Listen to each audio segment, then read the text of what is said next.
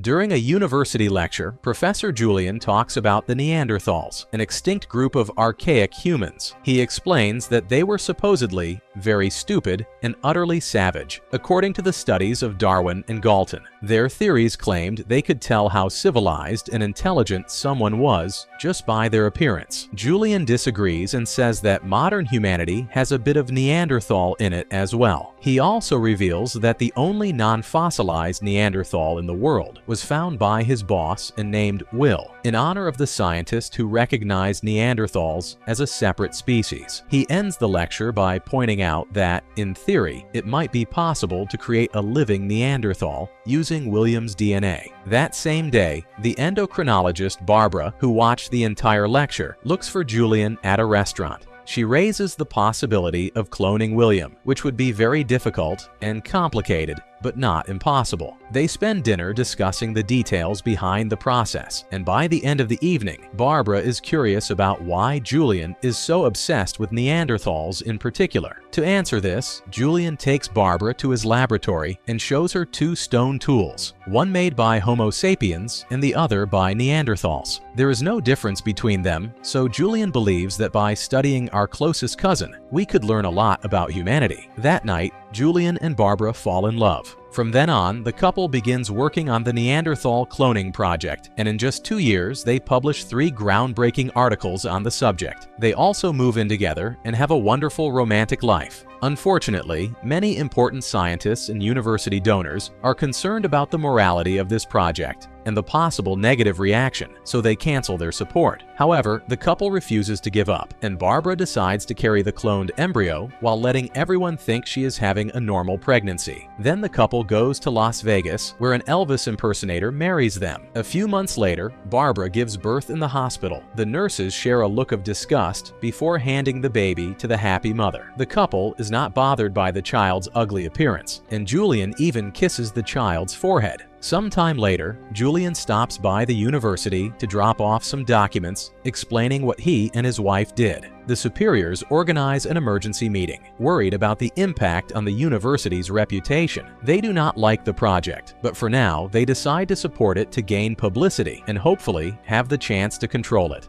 The next morning, Julian holds a press conference to tell the world about the Neanderthal clone created through nuclear cell transfer. A reporter asks about the morality of this, so Julian shows a cute video clip of the baby and asks how something so beautiful can be immoral. Once the conference is over, Julian's boss reminds him that the board has the final say on everything that happens with the project. Many years later, the baby is now a young man named William. Barbara takes him to the forest and they say goodbye before William goes to his father's house. He looks around for a while before arriving at the balcony with a great view of the river. 2 tourists pass by on a boat, and when they see William's ugly face, they start rowing faster. William goes back inside and finds the old stone tool on one of the shelves. Suddenly, a noise startles him, but it's only his new tutor, Sarah. She explains that Julian is at work, and William cannot help but feel uncomfortable with a stranger. That night, Julian joins them for dinner, and Sarah notices that William eats a lot. Julian explains that William's metabolism is different and requires more calories than an average person. After dinner, Julian tells William that he is proud of him for continuing his studies. The next day, Sarah helps William with his studies and tells him that she is still working on finishing her thesis. William is very good at math, but English is a bit difficult for him because he dislikes metaphors, which he considers lies. Meanwhile, at the university, Julian tells his class about his project. When it all began, there were protesters complaining every day because they considered cloning immoral and a sin against God. However, William grew up like a normal child under the loving care of Julian and Barbara, and the protesters eventually stopped showing up. The news also stopped talking about him since there was no more clickbait about a wild caveman. Theories say that Homo sapiens drove Neanderthals to extinction with their superior intellect, but after years of studying his son, Julian no longer agrees with that theory. William began to speak earlier than most children and developed faster. He also showed intelligence, equal to or even greater than his peers. One day, William got sick and no medication worked on him, but just being with his mother helped him get better. It turned out that his immune system is very robust and adapts quickly, which promises incredible medical applications. After finishing his class, Julian remembers the day he and Barbara broke up. William had been growing in a lab, but Barbara wanted him to be free and have a normal life.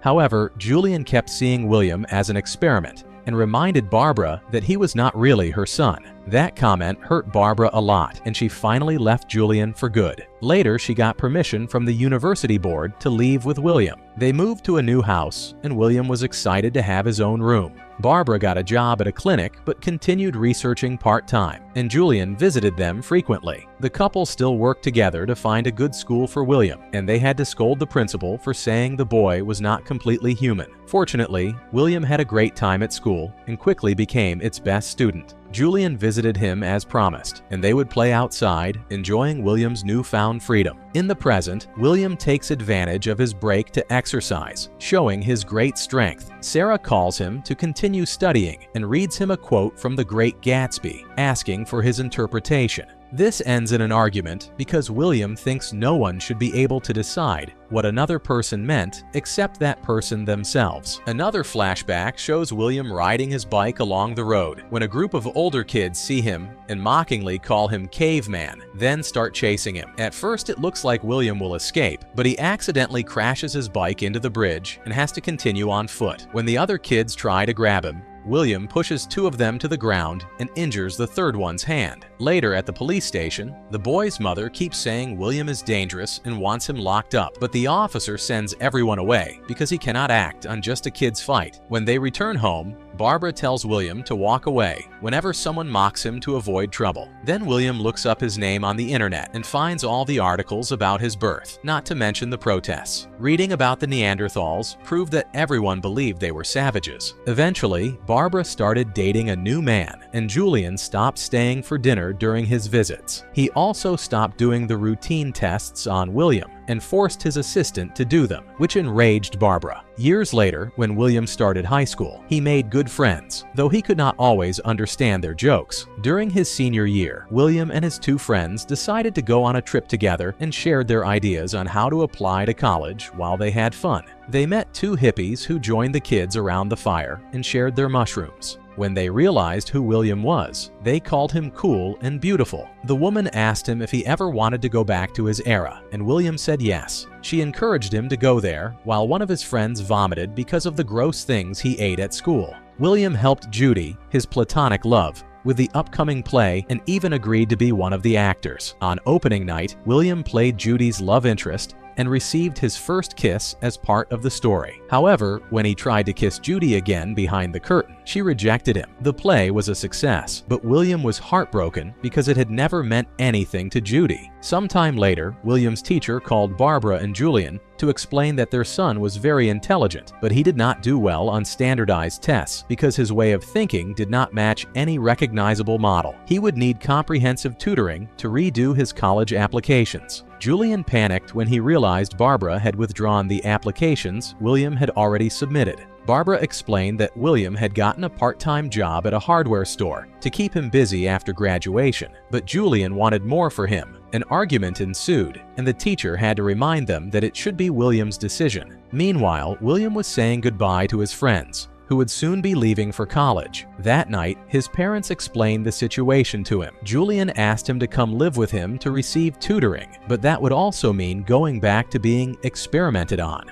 Barbara was against it. However, William was desperate for a normal life and accepted his father's offer. In the present, Julian reviews William's latest practice test and gets angry because it is still not good enough, blaming Sarah for it. She points out that William has made great progress, and William says it is not her fault, only for Julian to throw the test in his face and leave the house. When William starts crying, Sarah swears his scores are really good and takes him for a walk in the woods. She shares that her parents were also very strict when she was younger, and for a long time she hated them for deciding her future without asking her. But now she cannot complain about the excellent education she received in exchange. William admits that he loves singing and shares the song from his school play. This ends with William and Sarah kissing. They return home at night, and Julian scolds both of them for wasting time instead of studying. That night, William cannot stop looking at the stone tool, wondering if someday he will be more than just that. Sometime later, Sarah takes William to a school so he can retake his exams. All the pencils he tries to use keep breaking, so he takes it as a sign and gives up, leaving the room without finishing the test. He then goes to a store to get a drink, and two girls laugh at him, so the clerk insults them for being rude. After a long walk, William goes to the university to see Godwin, the woman who discovered the Neanderthal remains. She takes him to her lab to see the body, which is kept in a special room for preservation. William cannot stop looking at the body from all angles and even thinks the boy might be smiling. Godwin explains they do not know how he died because there are no wounds or signs of illness. As for theories, she believes Homo sapiens developed the ability to create and believe narratives, and those stories could unite groups in large numbers. That superior number forced Neanderthals to move to a less advantageous habitat, which eventually caused their extinction. When William asks about stories, Godwin tells him they include everything from religion to political hierarchy, but also family stories, all the things people would go to war and die for. William cannot understand how believing lies made Homo sapiens intelligent, and he thinks that superior numbers are the only reason Neanderthals were driven to extinction. He declares that he does not belong here, and neither does the man on the shelf. Godwin tries to convince him he has a place, but William simply walks away. Meanwhile, Sarah is looking for William and cannot find him anywhere, so she asks Barbara for help. Moments later, William slips into Julian's lecture